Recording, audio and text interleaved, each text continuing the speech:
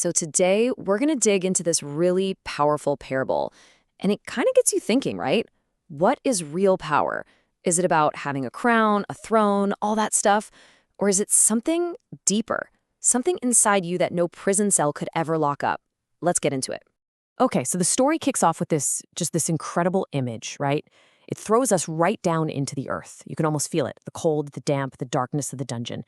But here's the thing, the real story isn't about the stone walls, not at all. It's about this epic clash of wills that's about to go down inside them. And right from the jump, this central conflict is laid bare.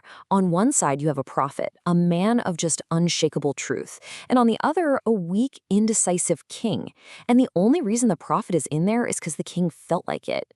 And wow, I mean, just look at the contrast between these two. It's night and day. On one hand, you've got the forerunner. The text calls him a creature of the sun and desert wind, like he's a force of nature. And then you have the king, a bloated tetrarch, a guy whose power is all on the outside. Sure, he's got a kingdom, but he has absolutely no control over what's going on inside himself.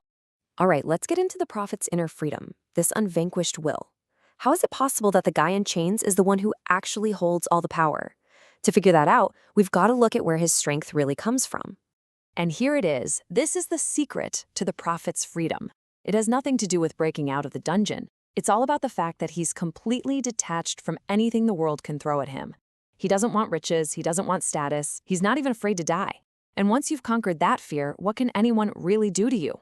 Absolutely nothing. His captors are powerless against him. His will is, well, unvanquished. And this right here, this is the central irony of the whole story. The prison walls, the ones meant to hold his body, are just a metaphor for the king's own self-imprisonment. The real prison isn't made of stone. It's the cage of fear and weakness the king has built for himself. So you have to ask, who's the real prisoner here?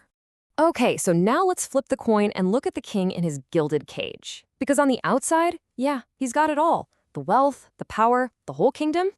But inside, we're about to see he's a total mess. I love this line from the parable. It's just so perfect. A master of a feast, but not of himself. That says it all, doesn't it? He can order around a whole palace full of people, but he can't control his own thoughts, his own fears. He's basically a puppet, and his own weakness is pulling all the strings. And all of this just creates this massive internal conflict for him. The prophet's voice, his words, they haunt the king. Why? Because it's like looking in a mirror and seeing how small and pathetic his own life is. So he's trapped in this weird paradox, you know? He's terrified of the prophet's strength, but at the same time, he secretly admires it because it's everything he wishes he could be. But here's where it gets really interesting. The king's weakness, it doesn't just sit there. It creates a power vacuum. And that opens the door for a third player to step onto the stage. Someone whose will is anything but weak. In fact, it's cold. It's sharp, and it's forged in pure resentment. And man, the way the parable describes Herodias is just chilling. She's not just your average angry person.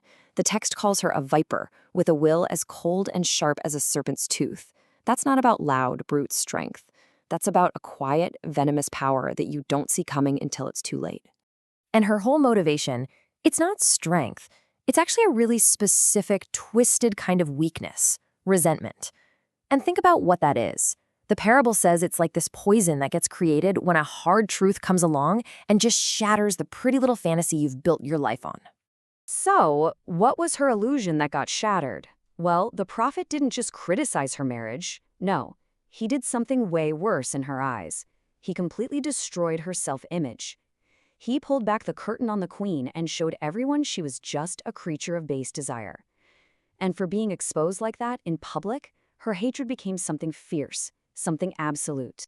So now we have all the pieces on the board, right? You've got the prophet's unbreakable will, the king's wishy-washy will, and the queen's ice-cold, vengeful will. And when you put those three forces in a room together, well, the conclusion was pretty much already written.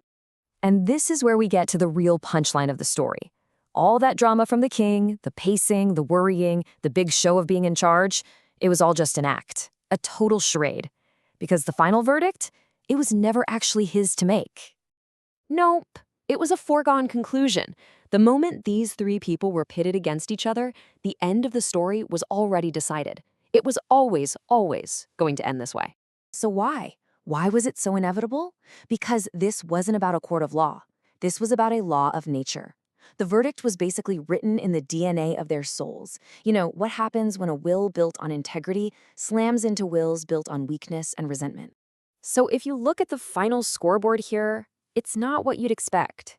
The prophet's death, that wasn't a loss. It was actually the ultimate win for his will, a true act of self-overcoming. Meanwhile, the king's decision to execute him, that wasn't a show of power. It was him basically shouting to the world how incredibly weak he really was. And in the end, I think what the parable is getting at is that the judgments we humans make, they're kind of meaningless. The true verdict, the real measure of a person, isn't handed down by some king in a fancy palace. It's decided by something more fundamental, by nature itself, by the honesty of the desert wind and the integrity of the silent stone. And so the parable just leaves us hanging with this huge question, doesn't it? It makes you completely rethink what power even is. Who really has it? The guy giving a sentence? Or the one who is totally free from its judgment? Definitely something to chew on.